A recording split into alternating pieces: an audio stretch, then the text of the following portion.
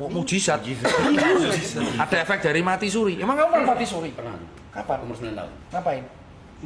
Mati aja. Ngopo ke Sakit. sakit. Ada lagi mau tanya?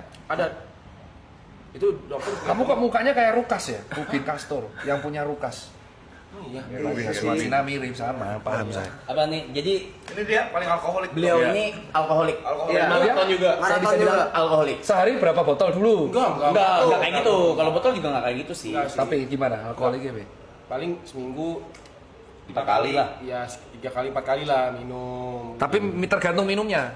Jadi kalau minum ini gimana? Ini aku disclaimer ya. Iya. Kita ini kalau dokter tuh harus disclaimer biar nggak digoreng. Oke. Jadi kalau sebagai seorang muslim kan alkohol diharamkan. Betul. Sebagai seorang dokter aku nerima konsulnya. Jadi aku Betul. jawab saya ini aku jawab sebagai seorang Dokter. kesehatannya ya. Ya. Ya.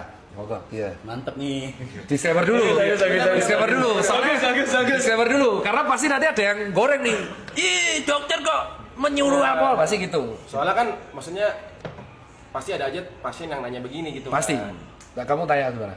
Nah, kan berarti dokter bilang dokter punya temen tuh alkoholik nih minum Ya, nih. ya. Sehari 3 botol. Dua, tiga botol. Aku nggak bohong itu. Aku sih nggak nyebas gitu dok. Tapi kalau kayak gitu, dokter kan punya temen tuh half marathon gak kenceng tuh. Iya. Itu dampaknya gimana dok? Ya, ini seru nih ditanya nih.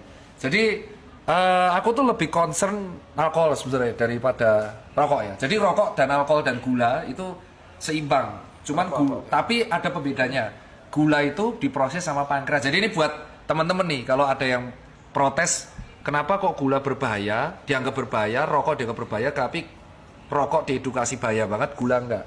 Karena gula itu bisa diproses sama organ namanya pankreas. Jadi yang ngebuat Steve Jobs wafat kanker pankreas. Yang kedua, alkohol itu bisa diolah sama si hati. Oke ya.